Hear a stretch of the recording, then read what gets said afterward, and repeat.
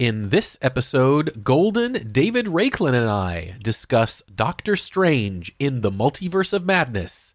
Full speed ahead. The Omega Beam. Full power.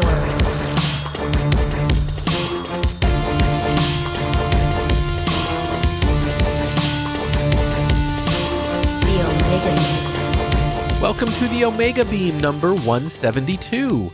I'm your host, Oren Merton. So, Doctor Strange in the Multiverse of Madness is Marvel's latest huge tentpole blockbuster, and because it is such a big deal, it seemed like the perfect opportunity to bring friend of the show David Raiklen back to join our conversation. Normally, we do a little bit up front where we're spoiler-free, and then we get into spoilers. Well, we couldn't help ourselves this time, and we pretty much need a spoiler warning for the entire thing. Also, I should apologize a tiny bit in advance because when we were actually recording this conversation, we kept calling it Doctor Strange and the Multiverse of Madness. It's actually Doctor Strange in the Multiverse of Madness. So with that said, let's go. I am here with Golden and friend of the show, David Raiklen, to talk about Doctor Strange and the Multiverse of Madness. Doesn't that title just sound like a comic book story? Yes. I mean, it's just such a great comic book title. Yes, it sounds like a climactic episode in this infinite serial. Yeah, and the Multiverse of Madness, Stan Lee loved his alliteration, and it's just the perfect title. This is a movie I think it's very safe to say all three of us were very much anticipating and very excited for. True. And what did you guys think? I loved it. I thought that it was terrific fun, one of the most unique of all the Marvel movies. It was different than the rest, and it beautifully set up a sequel that is actually even potentially more true to the comics. So I got the feeling that as they're going along, that the MCU is getting more true to the books. Yeah, more comic booky. Golden? I thought it was good. I wasn't quite sure what to expect. And whatever I did expect, it wasn't what I expected.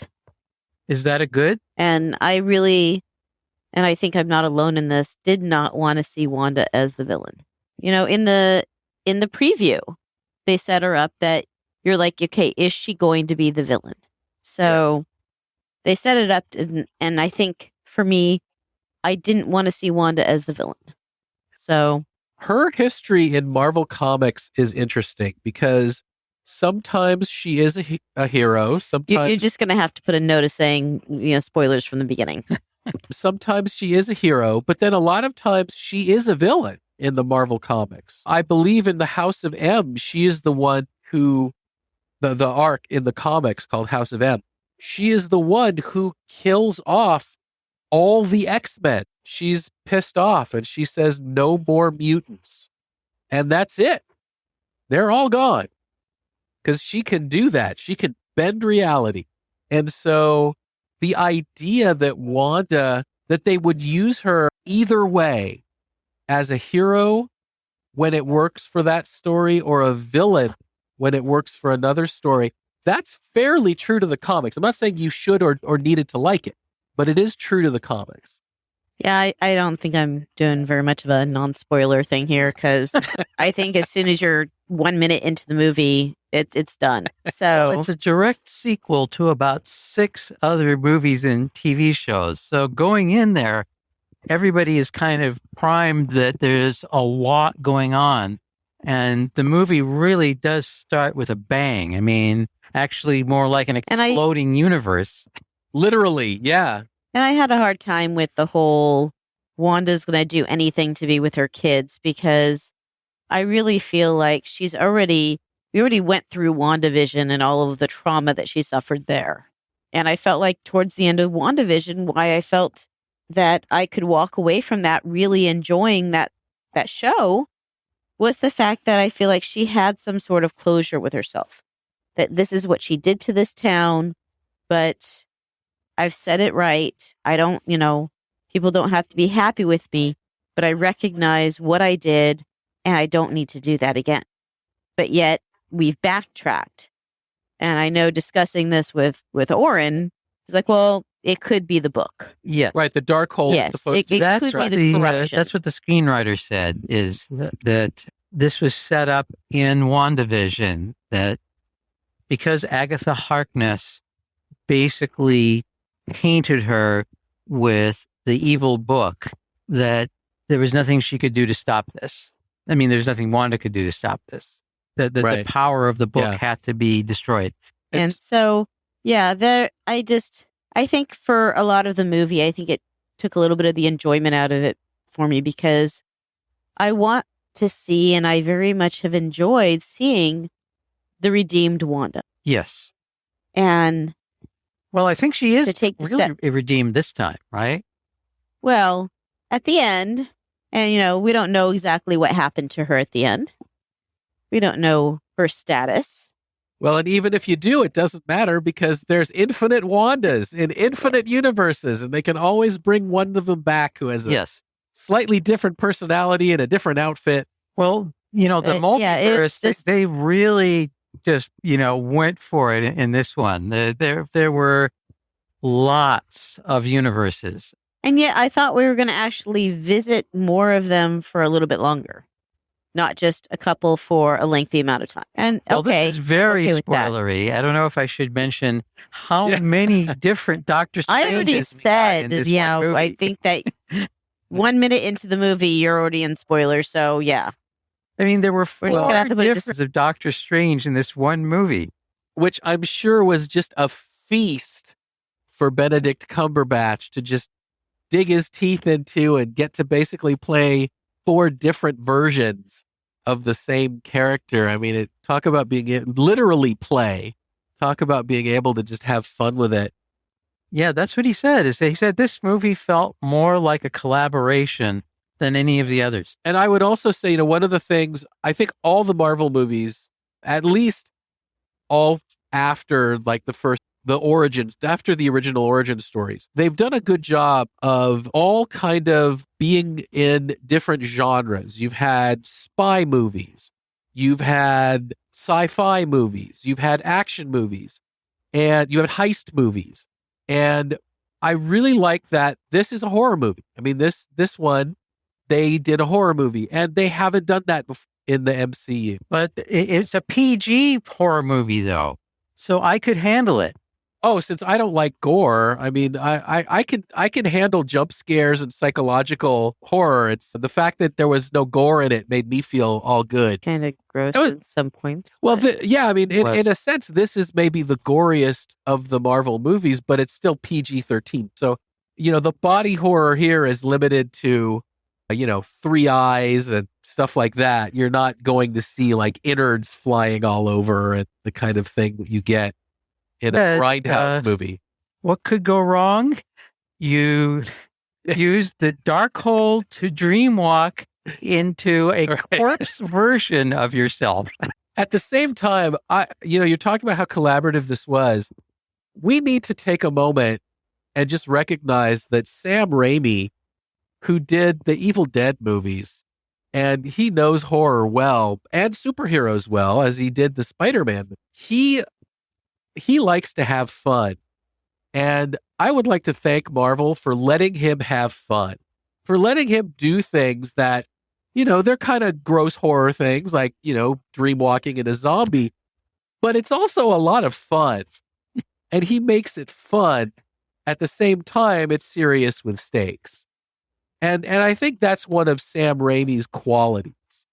And I'm glad, no shade at all at Scott Derrickson. Yeah, Derrickson was the original director. Yeah, and I really enjoy him. I love the first movie, but I think that Sam Raimi is the guy for this specific film. Yes. So it's one of his best films, and he really kind of got the MCU started with the first Spider-Man movie, right? Back, 20 plus years ago. Yeah, and interestingly, I remember reading that Kevin Feige was like a production assistant or something, or some some very low totem pole individual in that first movie. Flash forward 20 some years, and now he is giving Sam Raimi the job. Yes. Well, So, that's a saying in show business that, you meet the same people on the way up as on the way down. So be nice to everybody. yeah. Well, it worked. I mean, he certainly liked Sam Raimi enough to give him a call when they needed a director for this one. Yeah. As with most of the MCU movies. But it definitely felt like a Yeah, Marvel particularly. comic come to life. I mean, Oh people yeah, should get that absolutely. sense that, yes, it is the horror version of a Marvel movie, but it definitely feels like a Marvel comic come to life. And Sam Raimi already did that kind of before anybody else did. Right. And speaking of Doctor Strange, the comics that going all the way back to the Steve Ditko, Stan Lee ones, they were fairly, I mean, they were cosmic and far out and sort of mind benders, but they also got a little bit into horror type Well, stuff. sure. I mean, Doctor called- Strange Yeah, was so- fighting demonic monsters that Yeah. no one else even knew existed, let alone had the power to combat them. Absolutely. So this is, it is very true to the comic to bring a horror movie director in to make Doctor Strange a comic, a true to the Doctor Strange comic story. And this is an original story. This was not pulled from the pages of one of the comics. So Well, I that's give them a lot of true credit for that. from a certain point of view, because all of the elements in there, in the Multiverse of Madness, can be Right. found in the comics. They have just an incredible treasure trove. One of the taglines for Marvel was the House of Ideas, and Right. and they've got this The ideas treasure are of all there. ideas that Yeah. all kind of make sense and work for those characters. Yeah, that is true. And speaking of characters, boy, they brought in a few fan favorites. That's for sure. They brought in Black Bolt Yes. of the Inhumans. They brought in a alternate Captain Marvel. They brought in Reed Richards. Thank you very much for casting John Krasinski, whom I have wanted to see in that role forever and a day. They brought in. Did you read some articles saying that they did it just to show people, but they're not actually casting him for it? Did that is that true? I don't know. It's like A version of Professor Right. X. So, Right. They did get Patrick Stewart in there. he had some good scenes. So, I mean, and at the same time, talk about that warped sense of humor and horror. Sam Raimi brings him in, and then he kills them all off. Well, the Illuminati are not that bright. Yeah, yeah. They definitely would have benefited from maybe listening to Doctor Strange. just a little bit more illumination. Yeah. Yeah, just a little more illumination. Of course, the effects are amazing. The story is good. Yeah, this is Incredible. award level visual effects. Oh yeah, the visual effects are absolutely spectacular. When the characters are music, I mean- flying through those different universes and they keep morphing into different versions of themselves, that's incredible. Right. It looked fantastic. Danny Elfman's music was really good. I enjoyed his soundtrack. Yeah, I'm listening to it. I'm really enjoying their soundtrack. Yeah, and I loved how it was a completely original work while at the same time also did, hit add and bring in other characters' themes when appropriate. Speaking of the music, what a wonderful way to literally bring music to life when Doctor Strange and Doctor Strange are fighting each other in a true music battle. Yes, that cue is actually called Lethal Symphonies. And when they attack, Definitely an their appropriate magic name. is musically realized by quotes from famous classical pieces. And I don't know if you heard that in all the mayhem going on in the movie, but when you listen I to heard the cue so. on its own, you can see that it's a true music battle where they're throwing famous musical themes at each other. Yeah. I was able to pick out some of them, but not many. Beethoven's Characters- Fifth and Bach's Fifth. Yeah.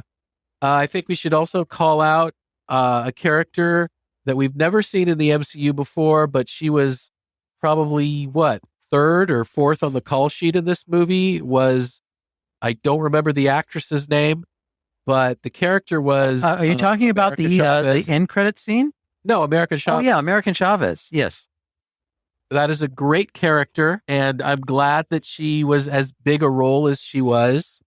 I thought that the actress, the young actress, she is a teenager herself. Her name is... Oh, that must have been a blast. Gomez. I think it's with an L. Sochi Gomez. But yeah, she's wonderful, just absolutely wonderful, and gives that character a real life. And I hope that she also will show up in the future Marvel movies as well, because she is really wonderful. I think. Well, they show her at the end, training to be a sorcerer. So, yeah, And then through the movie, it's, I don't know how to use my powers. I don't know how to use my powers. Trust in yourself and your power. Oh, look, now I know how to use them. Well, what she really needed was a parental figure. So much of the movie, she's talking about how she misses her parental figures, her two moms. And I think Doctor Strange, even without meaning to, kind of becomes a bit of a fatherly figure to her. Yes. And in that sense, they are doing similar moves to how they made Robert Downey Jr. the center of the Phase 3. I think they're doing that same development of Benedict Cumberbatch to be the leading figure in Phase 4. Well, certainly a great figure to be that. Someone who can certainly handle the load. Maybe we should talk about how Elizabeth Olsen really does deliver an amazing performance, because she does such a good job of playing different versions of Wanda that you almost think that they're different people. Because we talk about her being the villain, but she's also playing a perfectly sweet, normal version of herself. And even as the villain, she had to play, the best villains are always sympathetic. And even though you don't have sympathy with what she's doing, you still can feel the pain behind her eyes.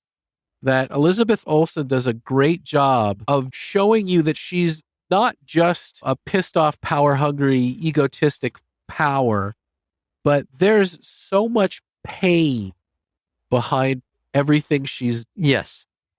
She is a great tragic actress.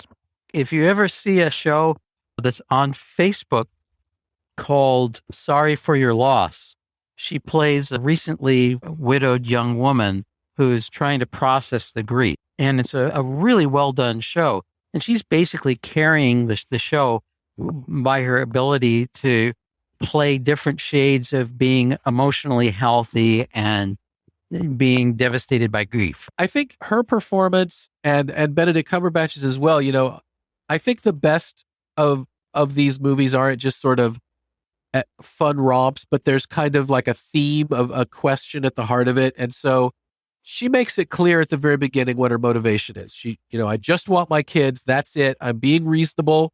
Just let me kill this girl, and wait, what? But it does bring that theme, or one of the themes, if not the theme, of how far is too far. That these people have power.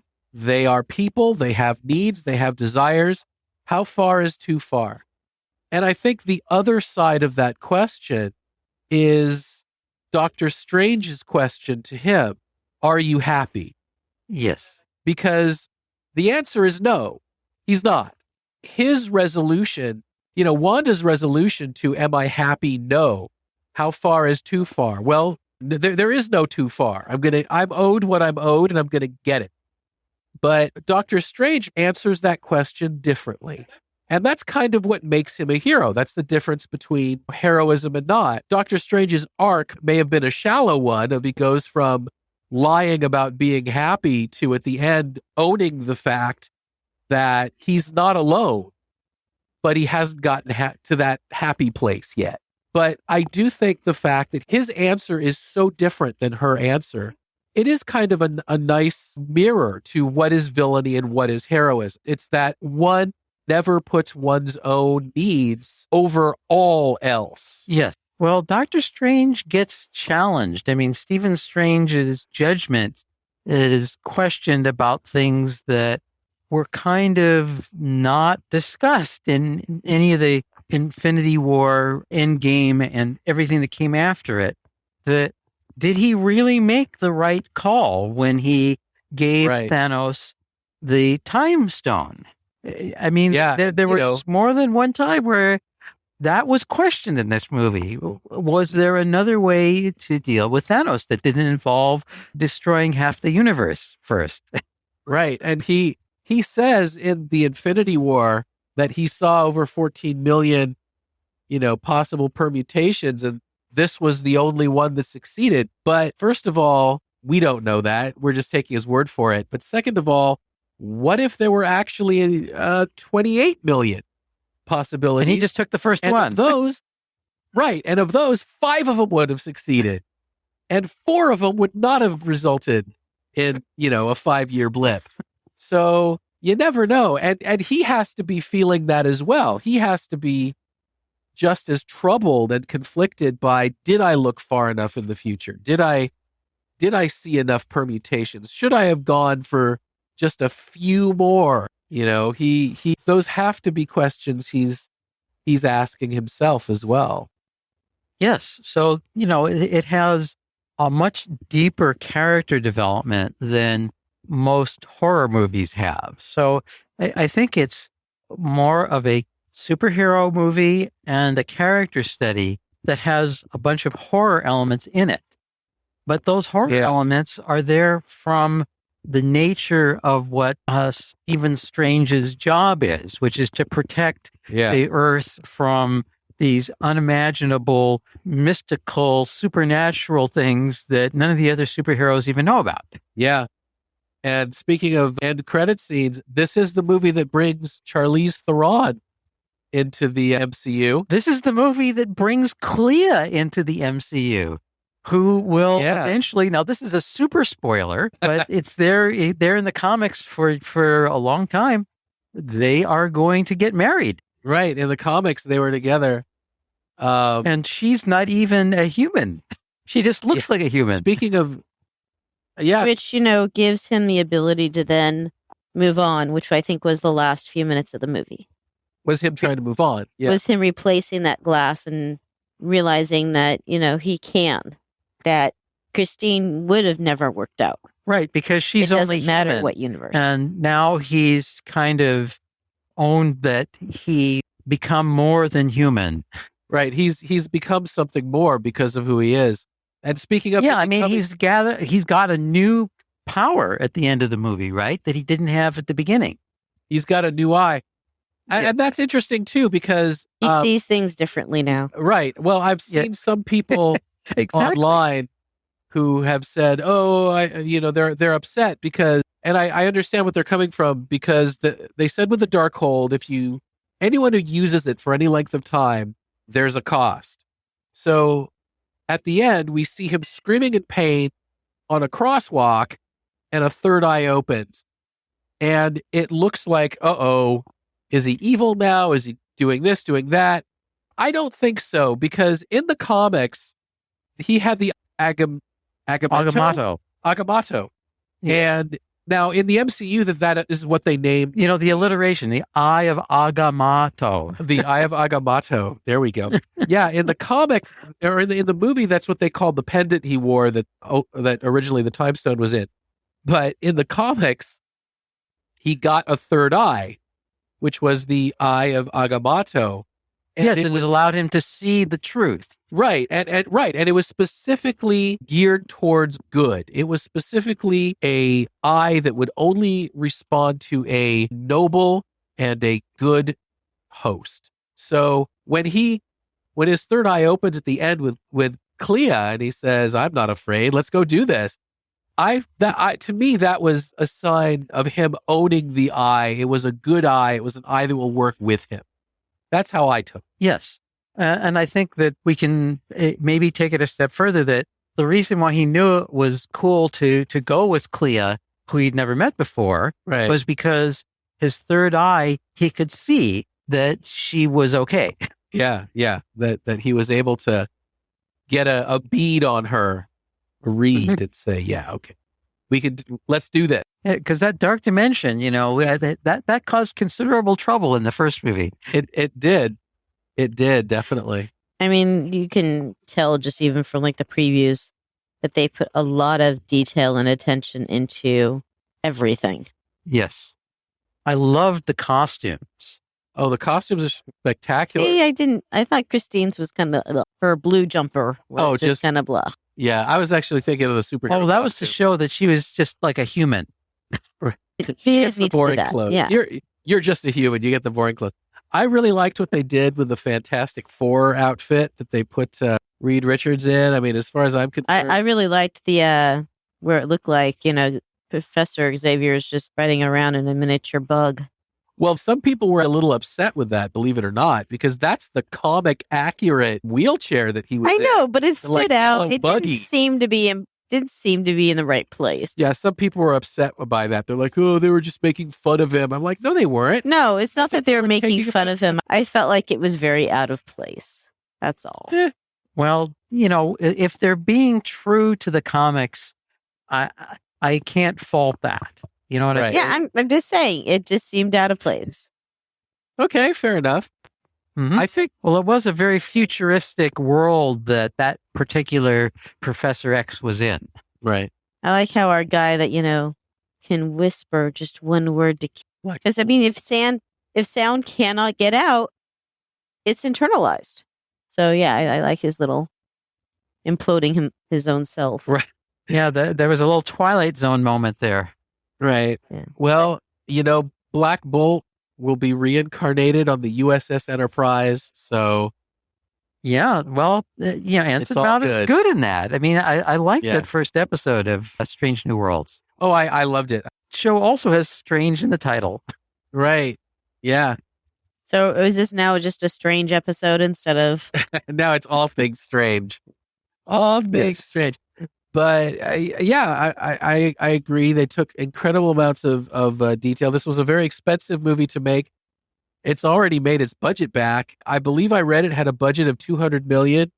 Yes, and I believe that it's already made over $450 million worldwide. Yeah, it's north of 500 now. I mean, this north of 500 could be $1 billion movie even without China. We have done a bunch of blockbusters recently, with No Way Home, The Batman, now Doctor Strange, and the Multiverse of Madness. I don't follow box office closely on anything except these movies that I love, but the pandemic may still be having effects on movies that skew smaller. But I think with these big movies, they're back to making just boatloads of money. Yes. I think that's very true, that the recovery is happening gradually. And the first thing to recover is the superhero movies. Right. If we can include James Bond as being a kind of proto superhero. Oh, yeah. Oh, absolutely. I've often thought, and maybe we'll do it sometime. There is, in my opinion, a genre of, let's call them adult superheroes. I mean, I don't mean that to sound porny in any way whatsoever, but of superheroes like James Bond, Jack Ryan, Reacher, where these are adult men in the modern world who are basically sort of adult power fantasies, the way that the superhero genre began as more young adult power fantasies. Right. So, although Doctor Strange was the more mature, more cerebral of them. And I mean, when the first Doctor Strange movie came out and they cast a real world-class actor as well as a movie star in Benedict Cumberbatch, I just can't put into words how happy I was. This was something I literally waited for my whole life. Yeah, yeah. Oh, Doctor Strange has always been just such a fantastic character. since literally his debut in the day, just so different from all the other costume superheroes that were out there, and so fresh. And I was very excited when Benedict Cumberbatch. I was very excited to hear that they were going with Doctor Strange, because it's not the obvious choice. And I was just thrilled about that. And then when I heard they cast Benedict Cumberbatch, I was like, okay, well, now we're talking. Now we're cooking with gas, people. Yeah, And he seems very enthusiastic about, doing more roles, which he was not back when the whole process started. He was very reluctant to sign on for multiple pictures. Now, he's appeared in the animated one, What If? Right. I mean, that was Big Ben in there. That wasn't some other voice actor. Yeah, I think that he probably finds, and I've read interviews where he said how much fun he has, and I think that's what he maybe didn't think about, or I think he probably didn't want to lock himself into something that might have turned out to be just a slog. But I think he has found that these are very fun. I also saw. Well, sure. I mean, like the hand, arm, finger choreography for the spells. I mean, that's really intriguing. Every spell has its own choreography. Yeah, absolutely. I remember oh God, Elizabeth Olsen. There, I was going to kick myself for blanking on her name for a second there. Elizabeth Olsen. She talked about having like a gesture coordinator for the spells. And I think if you're an actor that takes this stuff seriously, that's what you do. I remember back reading, about like Will Wheaton and others, before they had all these kind of things just on TV, on Star Trek, talking about how he had like memorized very specific motions that no one knew, but he knew that he would repeat. That if he was given an order, he would do the same motion every episode. Because that's those subtle details that really make it seem more real and more exciting, because I think all the details do add up. It's that saying that perfection is made up of 1,000 trifles, but perfection is no trifle. Right. Yeah. I'm very interested to see where they're going with it in the future. I think, like you had said, there's literally a multiverse that is now open to them. Right. And it'll be fun to see where they go. Well, there we should mention that this connects to Loki, because wasn't Loki the series that really started to explore the multiverse? Right. Yeah. We didn't really touch on Loki at all. Not really. This series did not go into the TVA and the variants and any of that at all. But if I recall correctly, the villain of the forthcoming Ant-Man movie, Ant-Man and the Wasp, Quantumania, I think it's titled. Yes. The villain is it's Quantumania for Ant-Man instead of Multiverse of Madness. Yeah. And it's Kang who is the villain. And Kang was, of course, the guy we met at the very end of the Loki series. So I think that Ant-Man is going to be tied in to that in some way.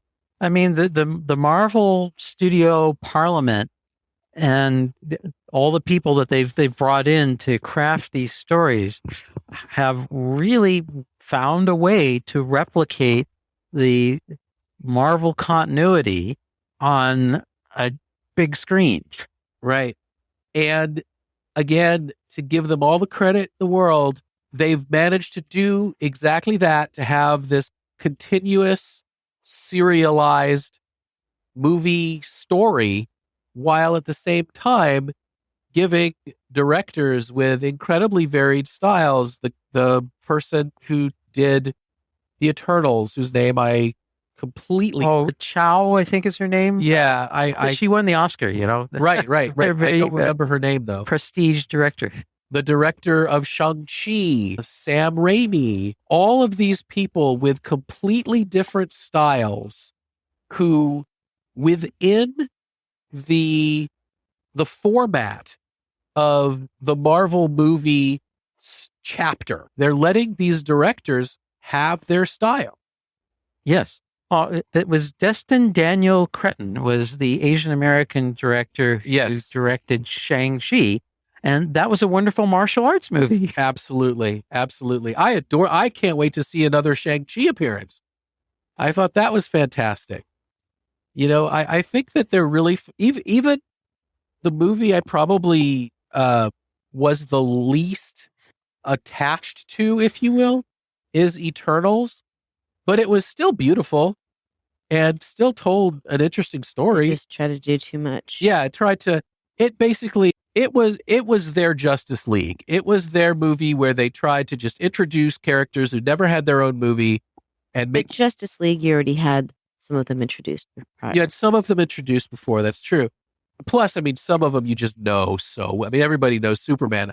In fact, interestingly, the Eternals brought Superman into the Marvel universe by, at one point, they landed the Photus, the tech dude.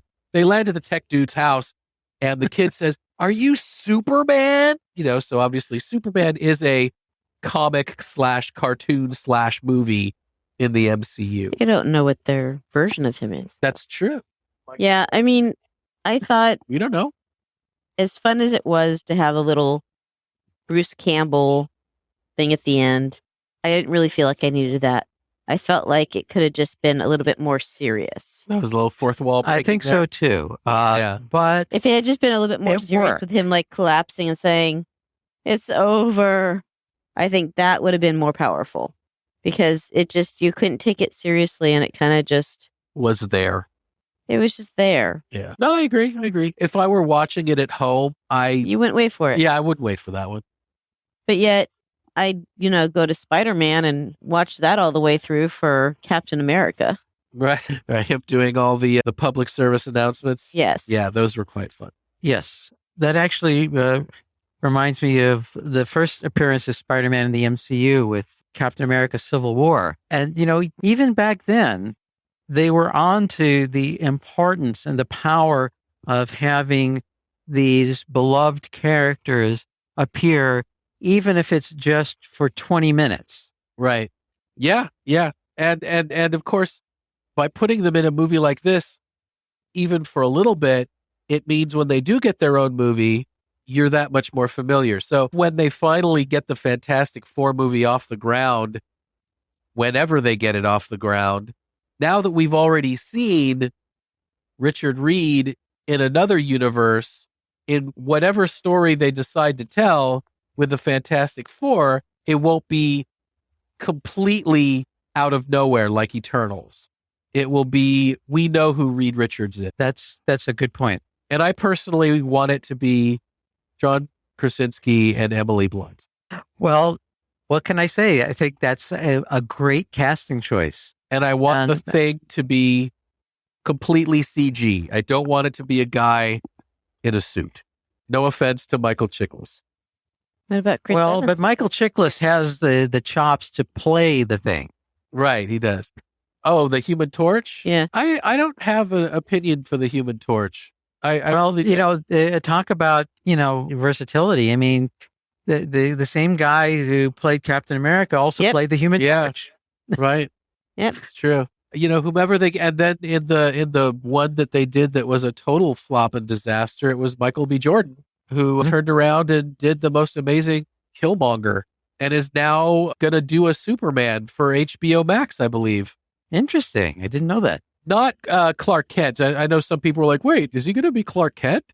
I don't think he's going to be Clark Kent. He's going to be one of the otherworld Superman or his own invention. But, Marvel. They should just go to Marv Wolfman.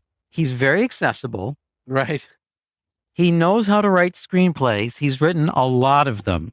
And just ask him, how do you see Superman being introduced as an African-American character? Right. And he will know the answer. Right. He will know the answer. Absolutely. All right. Well, I think we succeeded in pretty much going through the movie. Yes. Doctor Strange will be back. Doctor Strange will return. Yes. We were told, not that anyone had any doubt, but it was nice to see. So if you listen to this without seeing the movie, then certainly you will love the movie. If you like this kind of stuff, you will like this kind of movie. It's very simple. Yes, it's tons of story. Yeah. They really just did everything so well, starting with the script that puts so many if the different story's not characters good, together, and they all work. absolutely. If the story's not good, things can only be so good from there. Well, thank you, David. Thank you, guys. It's always a pleasure to be on Omega Beam. And that's it for this episode. You can find the show notes at theomegabeam.com/172. If you like this episode, please leave a review wherever you listen to podcasts. Your reviews help people who like this stuff find our podcast. If you have any comments or suggestions, please drop us a line at info@theomegabeam.com. Be good to yourselves and each other, and we'll catch you next time. The Omega Beam. The Omega Beam. Full stop.